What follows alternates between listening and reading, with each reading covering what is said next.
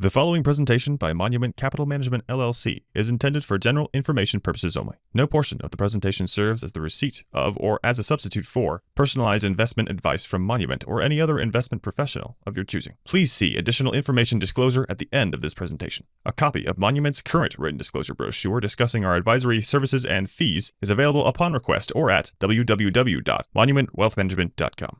I think what's getting lost in the news is all the last time all of this news came up and what very quietly happened. I mean, there was a big sell-off from January to October, of course, but then all of a sudden, does anybody remember why the market turned around in the middle of October of 2022? No, because there's no catalyst that makes it happen. It just people start to look forward. And so I think that what has happened in the past gets very easily lost in current headlines, right? Welcome back to Off the Wall. I'm Jessica Gibbs, and this is our quarterly market recap episode where we are going to break down everything that happened. Well, maybe not everything, but a couple interesting things that happened in the market in Q1 2025. There was a lot, as I think everyone knows. Before we jump in, I do want to note that we are recording this episode on April 3rd, so things may have changed by the time you listen to it.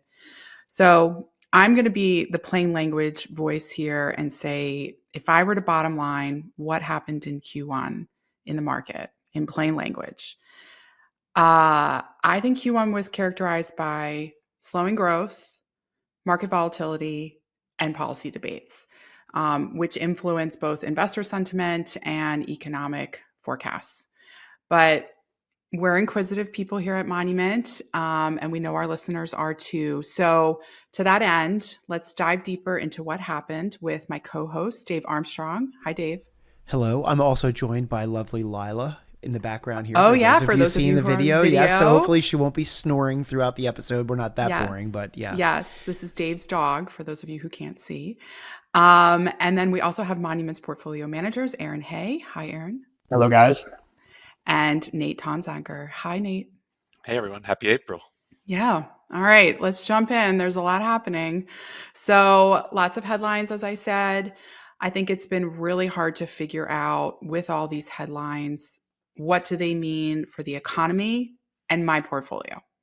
So I want each of you to give me a headline that stuck out to you, and tell me why it stuck out to you and whether that's because of, the impact that it had or you think the impact that it's going to have.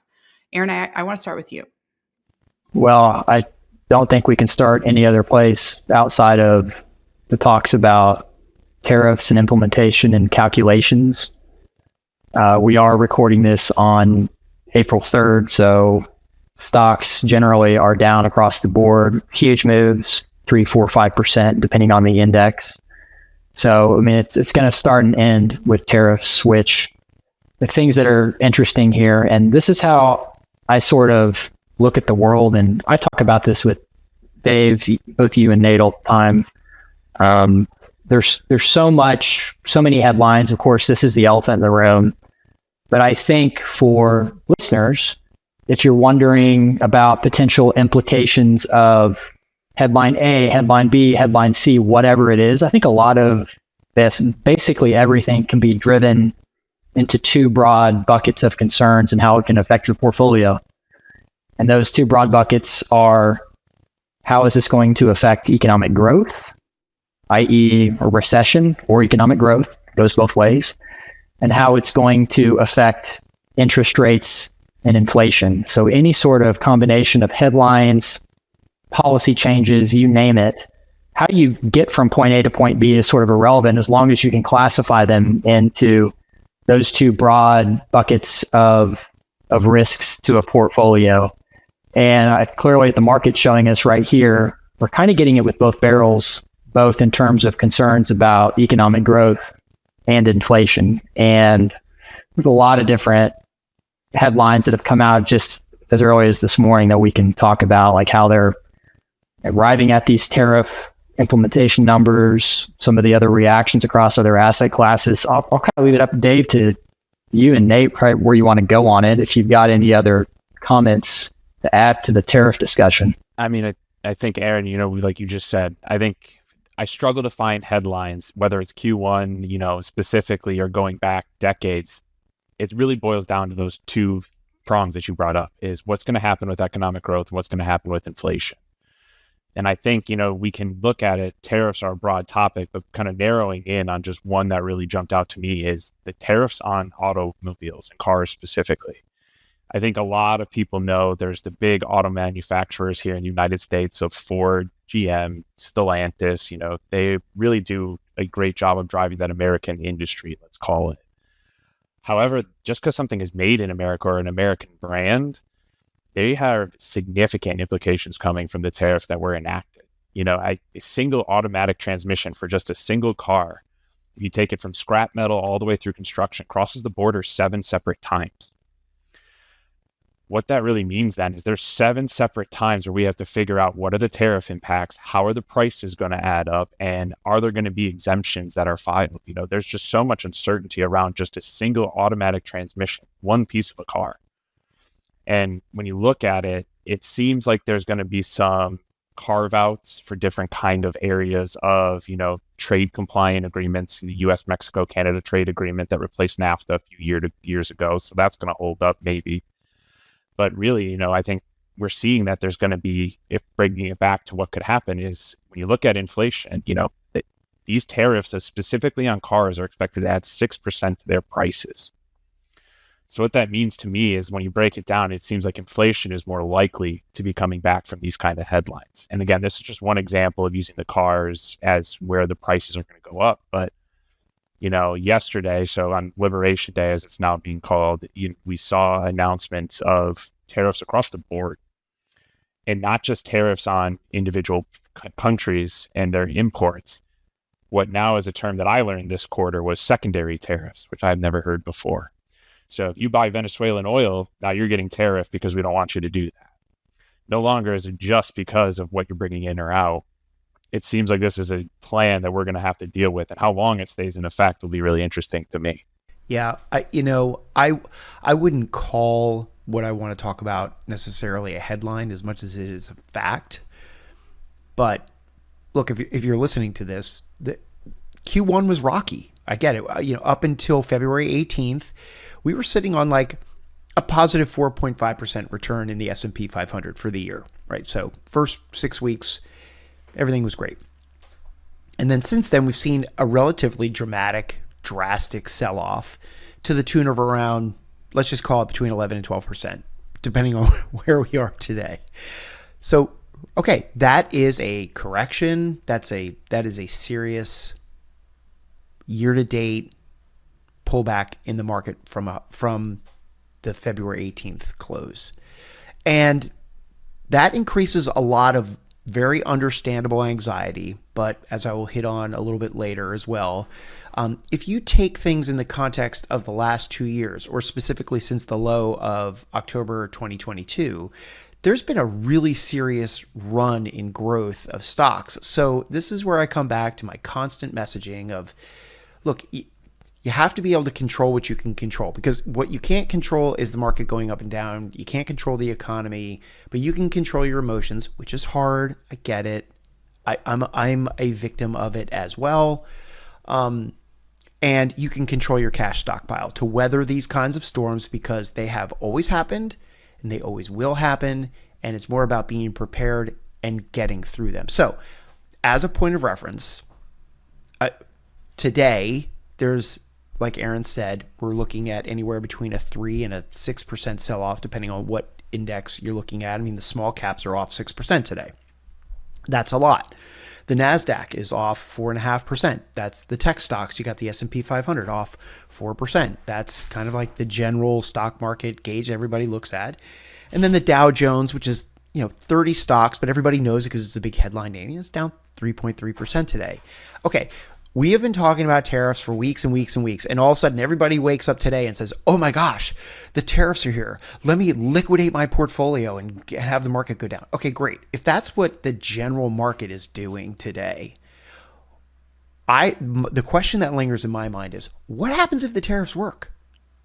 Or what happens if there is some concession or anything like that? Is everybody going to rush out and rebuy into the stock market and it's going to go up 5%? I mean, the answer, Dave, sorry to cut you off. The answer is yes. Yeah, exactly. Right. That's what's frustrating about this market. And this is actually a risk for people, and at risk of kind of interjecting with some potential topics that we'll discuss later. So you might hear this again. You see the most vicious rallies in the throes of, you can't quite call it a bear market yet because we haven't hit the 20% threshold, but we're definitely in a pretty significant decline or correction.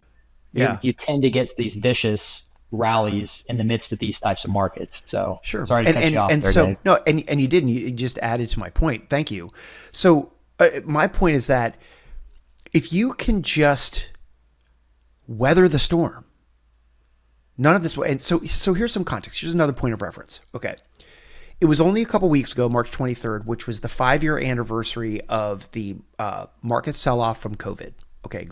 Exactly 5 years ago from March 23rd. So let's just call it 5 years ago from now. Okay. The S&P bottomed at a 34% sell-off. And we're talking about the anxiety around an 11% return. People have very quickly forgotten how much anxiety and emotion there was at a 34% sell-off in the market. Okay. That sell-off happened because the economy got shut down, period. That was it. It was a sudden, COVID's here, we're shutting the economy down, everybody's staying inside, nobody's going to school, nobody's going to restaurants, it's over. Okay, sell-off. Since then, the S&P is up nearly 200% on a total return basis. Okay, so off those lows. So you have to keep that in mind as you are digesting all of these scary headlines that you're seeing right now, and the scary headlines you're going to see at some point in the future, because they're always going to come. And as a matter of fact, I dug up some old headlines. I'll talk about them later, pass the torch here a little bit, but I did pull some headlines up from late 2022 for some context as to like what people were saying in the news back then, pre a 200% total return recovery off that low. So yeah, again, not a headline, but like just some facts. I mean, so Dave, I hear your point about keeping a long-term perspective, looking out at the horizon rather down at the ground right now, as far as metaphorically what's happening at the market. I don't want to like hold you guys to predictions, but I am just kind of curious if you have thoughts on, do you think the market is going to continue to be choppy for the rest of the year? Or not? Do you have any sentiment there on kind of where the short-term direction of the market may be going?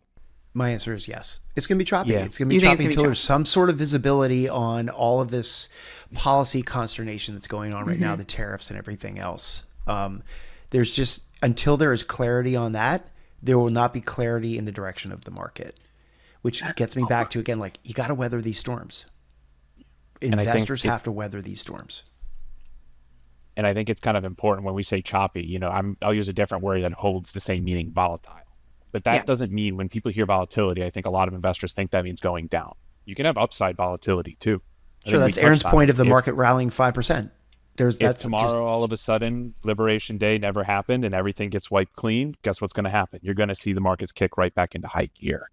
I think that gets to Dave's point too, and what we always want to talk about is that successful investing doesn't mean sidestepping or missing market declines. Exactly what Dave said. It means weathering them. It means making sure that you have a strategy, because they are going to happen, and it's going to be volatile from here on out, in my opinion. It's just the administration we're in has a very difficult time of saying one thing, sticking to it. These tariffs that just went into effect, as Dave said, been talked about for months. They've been delayed for months. They went into effect for 24 hours and then were peeled back around. It's really hard to make predictions about what's going to happen. So it may seem counterintuitive because people want to think, I can predict the market and I have to be in front of those market movements to really capture gains. If you're nimble and you can react, which is a lot of what I think we do here at Monument with our investment strategies, is reacting to the data, you might be in a better situation right now than trying to figure out what's going to happen, is reacting to what is happening. So I'm not the prediction guy. I'm not my favorite thing to do, but right. I think you can expect that volatility to both ways. Like, it won't just be downside volatility 2025. There'll be that upside volatility as well. Okay.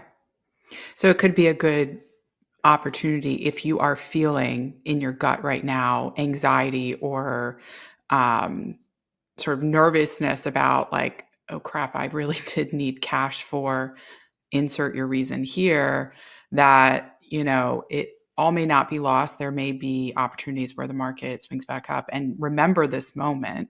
Remember how you're feeling right now. And that can be a good opportunity then to sell stocks, raise the cash that you need, and keep that on the sidelines so that you don't feel anxiety if the market when it inevitably goes down again. Yeah, exactly. So I want to flip my earlier question about headlines on its head. What do you guys think is getting lost in the headlines right now? What do you think people are missing? What do you think people are not seeing? Nate, I'm going to start with you.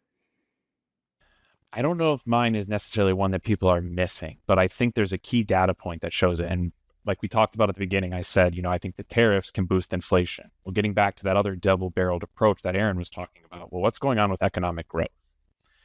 And I think we are seeing some signs of growth slowing down. And really, there's one headline that really jumped out to me, and it's not meant to be a specific stock forecast, but what we heard from airline companies was really important in this first quarter. You saw the major airline companies, Delta, American, Southwest, all cut their first quarter forecast of sales. Now, again, that's not meant to say that these are bad stocks or bad companies, but it is an insight into consumer spending and economic growth. If you're traveling, you're usually spending wherever you're going. It's kind of like buying a house in a way where there's a lot of additional spending that goes with the purchase of a home. When you buy an airline ticket, same kind of thing. It's a big economic driver. And when you look at specifically why Delta was cutting their forecast specifically, you get quotes from the CEO of, and I quote, "I think people are cautious and they're pulling back a little bit on travel, not in an organized manner, but just kind of wanting to see what's going to transpire, whether it's trade, tariffs, or macroeconomic policy. It's just a little bit of unsettledness in the market is what they're seeing." So we've heard a lot about how consumers are nervous, but the economic data has actually held up pretty well when you look back. Growth has slowed, but it isn't falling off a cliff. Quotes like this make me nervous that second barrel we talk about, the growth is going to significantly pull back. Because you heard the same thing from United Airlines as well. And that gets in, and I don't want to be a fear monger here, because again, we need to stay invested. We have strategies, this happens, but if we have higher inflation and slower growth, there's a term that's kind of an economic boogeyman called stagflation. Stagnant growth, high inflation. And what that really means is when growth peels back, the Fed normally likes to cut rates, make monetary policy easier. But if inflation is moving the opposite direction, moving higher, now the Fed's in a really tough place of they need to raise rates to fight inflation, but they need to lower them in order to support growth. It's a very tough economic environment if that's really what is unfolding. And that headline, while you're not getting a lot of people saying, they're saying recession odds are higher, this is the kind of headlines that a lot of people aren't talking about, is you're seeing some of it show up in the companies that are affected earliest by consumer spending. So getting back to Erin's point, it all comes down to growth and inflation and what that means for interest rates. Like really everything, I'd leave it in the comments, send us emails. I'll be happy to kind of talk to people about, no matter what your fear is, what headline you're seeing, you can boil it down to the impact on those two components, really. Mm-hmm. Erin, what do you think is getting lost? Back to my earlier comments when I rudely interjected on Dave. I do have some stats here to talk about.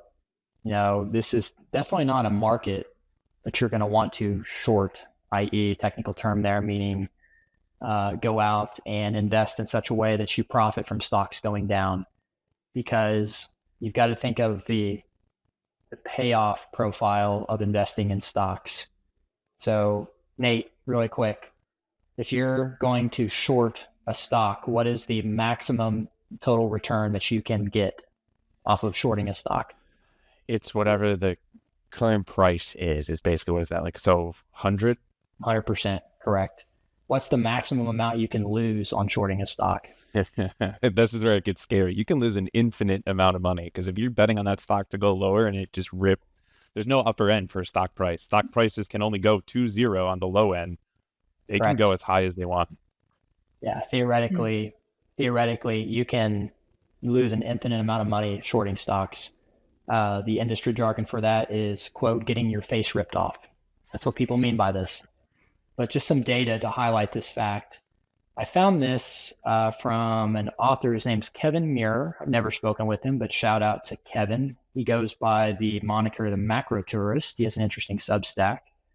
And he put out some data within the last, actually, this is an old post, but he just resurfaced it.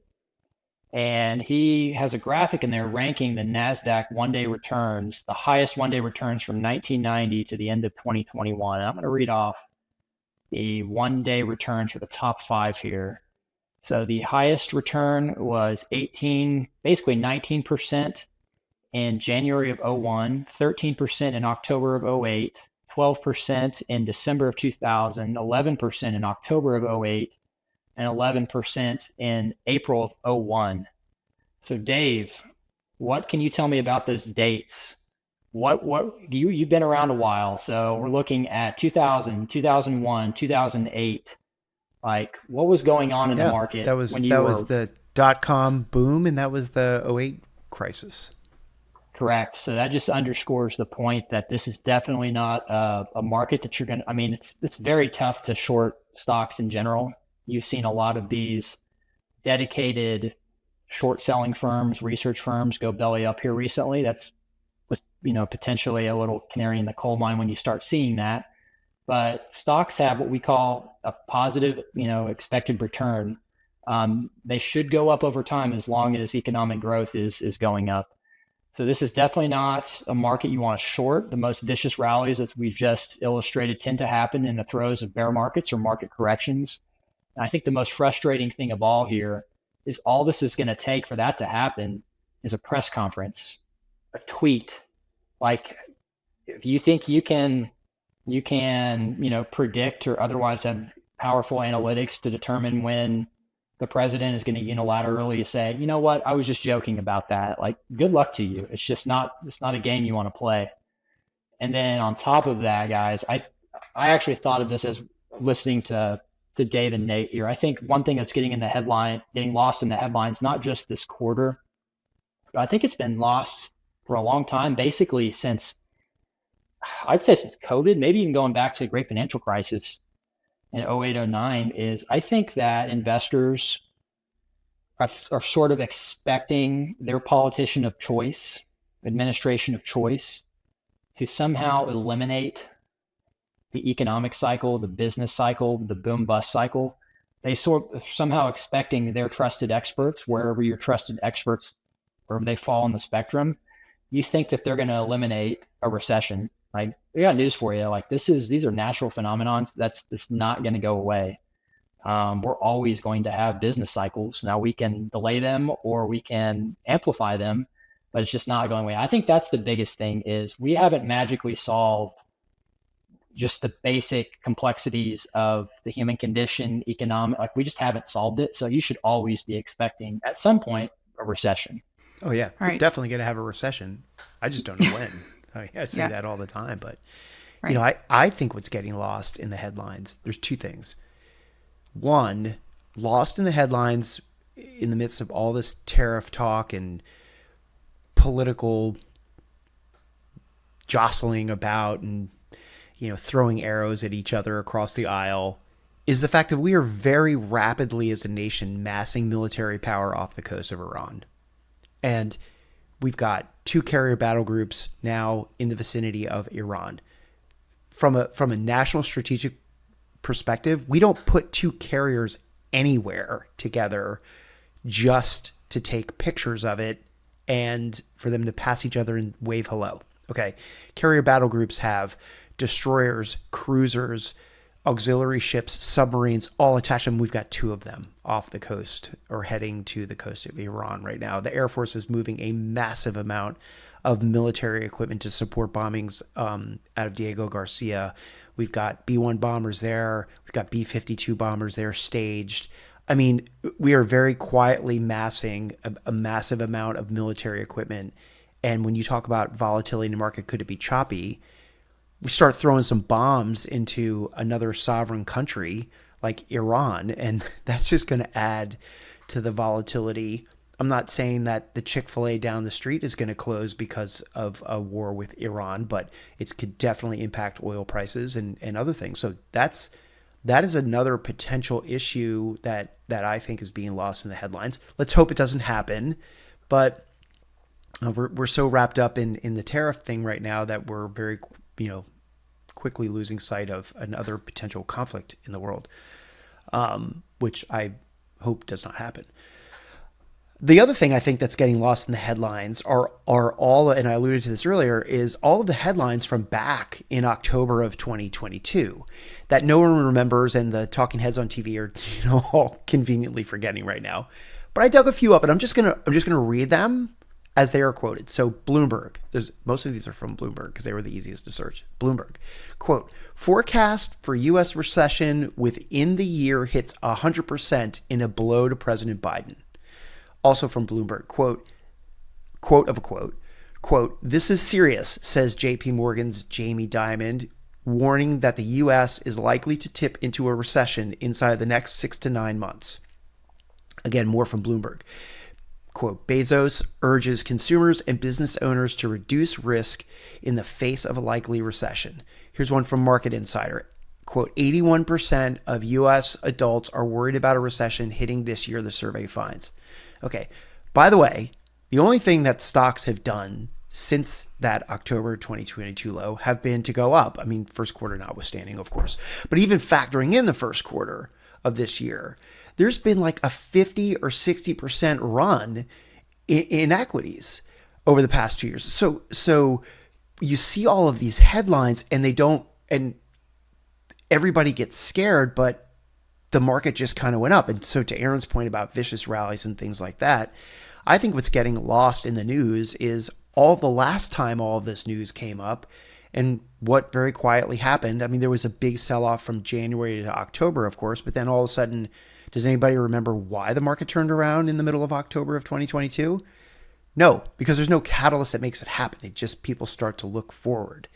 And so I think that what has happened in the past gets very easily lost in current headlines. And I just wanted to point that out because I think it's important to keep in mind.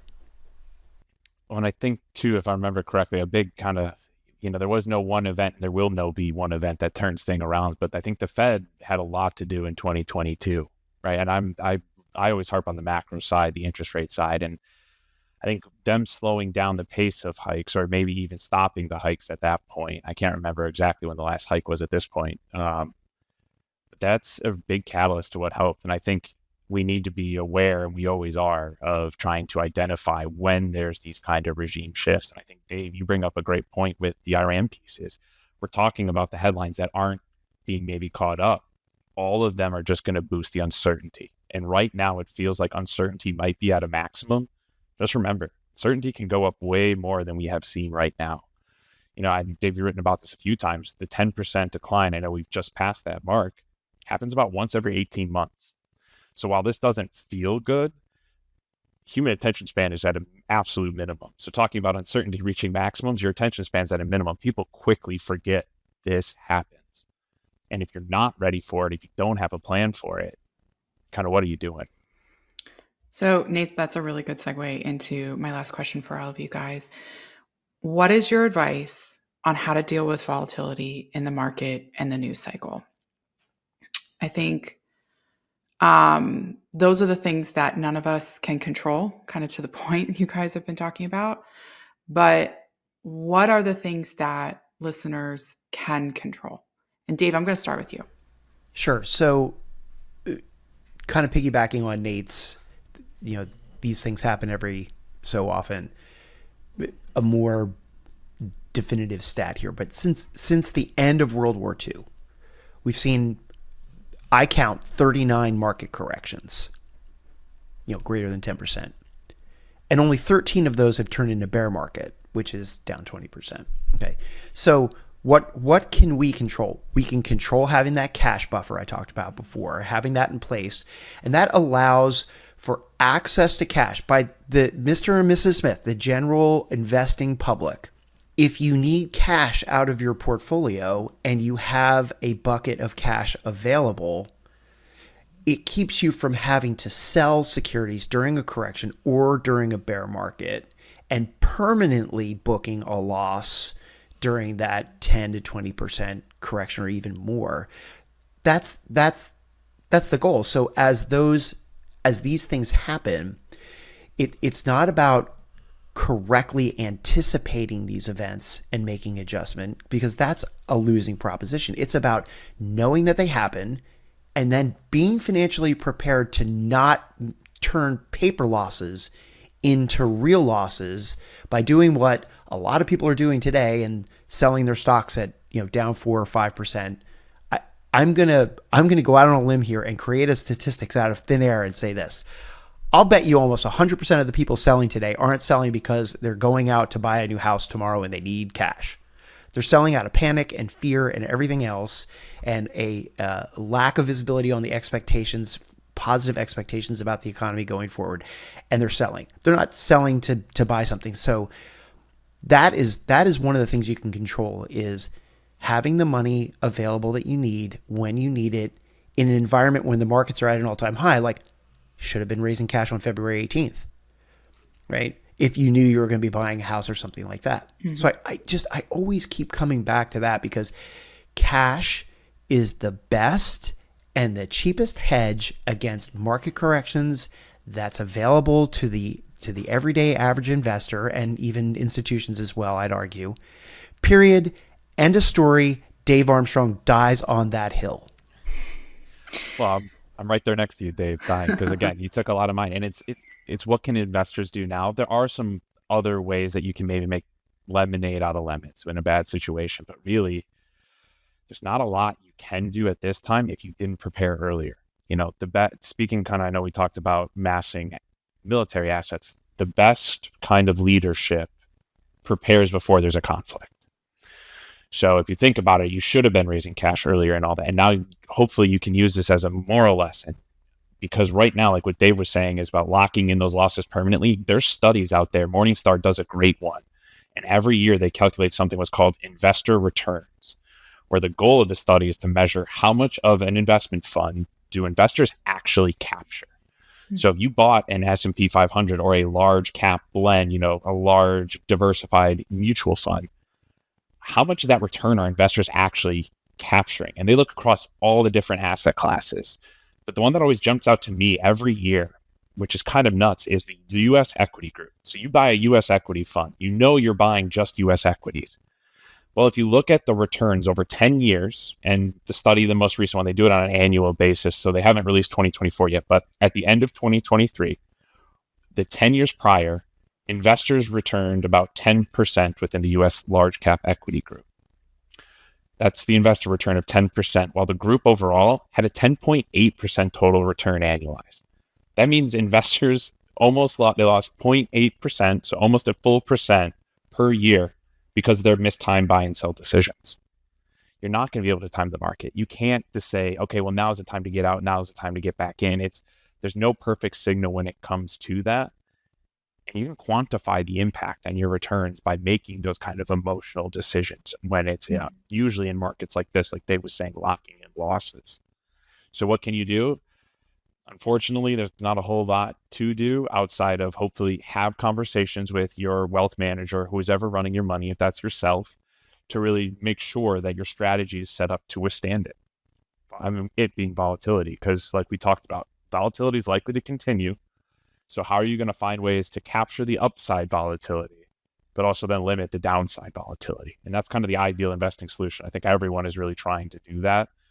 Monument, we have our ways of doing it. But again, if you don't have strategies to do both, you're kind of unprepared for what is pretty normal market cycles. I suppose I can round us out here. Nate, you reminded me of something. I had to look it up here on the side while we're speaking. Your Morningstar study. I think this is the most famous incident or case study in this. I know, Dave, you and Nate are familiar with the fund manager Peter Lynch. But just for background, Peter Lynch ran a really popular and successful mutual fund. It's called the, what was his fund? The Magellan Fund. He ran that fund from 1977 to 1990. Dave and Nate, do you guys have any idea of what S&P returns were over that time, or what his fund average return was over that time, annualized? Something that tells Take a guess. I can't give you exact numbers, but something, if I remember the story correctly, he did better than what the index is, which is a very tough thing to do. Oh yeah. So his fund, the Magellan Fund, annualized 29%, and the S&P was 14.5% over that time. I don't have the exact stat, but they found, this was actually a Fidelity study, but the average investor in his fund over that time lost money. So just to put a finer point, Nate, on your investor return stat and those studies from Morningstar. But sorry to kind of cut you off now. Isn't that kind of a wild thing to think about? Yeah. That people are buying an equity fund. They know what it is. Like the Magellan Fund was not out there doing, as we talked about, shorting stocks with unlimited losses. They weren't doing anything crazy. But it's so important to have a strategy you'll stick to. And, equities aren't for everyone either, which is another important point to remember. You might need more. If you can't handle equity volatility, don't be fully in equities. Hey, on that point, I mean, this is why it's just frustrating, and just, I don't think this is going to happen, by the way. I don't know this woman, this fund manager, but heck, we could wake up in 5 years and we could see Kathy Wood, who runs the ARK investment funds. Hell, she could go on an absolute heater right now. And I think you're going to see the same sort of stats. I would venture to say you'd see the exact sort of stats play out with her fund. She could be the modern day analog to Peter Lynch. I don't know. We don't invest in any ARK funds or anything like that, but just an off the wall idea there. Maybe in 5 years we wake up and think, oh my God, Kathy Wood's killed it. But her average investor, much like Peter Lynch, has lost money. But I guess you guys want to know what I think people can control, and this isn't going to shock people. A lot of the same things. This is evergreen, of course. You can control your asset allocation, as always, and by extension, as Dave and Nate so eloquently put, your cash reserves, because the cash reserves are definitely an extension of your asset allocation. And there's definitely silver linings in these types of environments, especially for taxable investors, which by and large comes in the way of tax loss harvesting. But that's really it. It's asset allocation, by extension your cash reserves, and if you're a taxable investor with really volatile markets, these types of markets tend to present some good opportunities for tax loss harvesting. Yeah, and just to be clear, by taxable investor, we're talking about investing in non-retirement investment accounts where you can take advantage of capital losses and put that towards your tax bill. So. Yes, to Erin's end, we are going to be having a more in-depth conversation about tax loss harvesting coming out next week. This is going to be a private podcast episode only available to our subscribers. So go and sign up to get access to our private YouTube video if you haven't already. You can do this by subscribing to our private newsletter, monumentwealthmanagement.com/unfiltered. So I thank you all for your really good perspective that you shared here today, Dave, Erin, Nate. I think it's valuable to hear about, yes, what's happening to the short term, but hear that reminder about the long term as well. So that's a wrap on another episode of Off the Wall. We'll see you guys next time.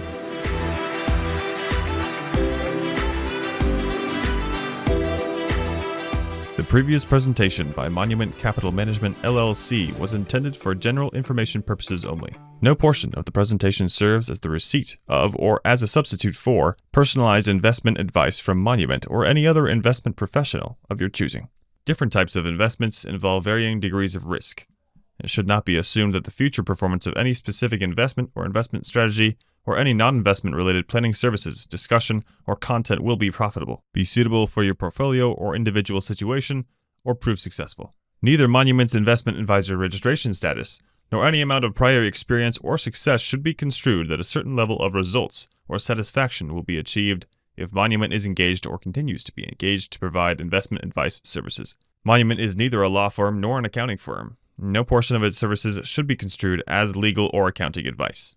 No portion of the video content will be construed by a client or prospective client as a guarantee that he or she will experience a certain level of results if Monument is engaged or continues to be engaged to provide investment advisory services. A copy of Monument's current written disclosure brochure discussing our advisory services and fees is available upon request at www.monumentwealthmanagement.com.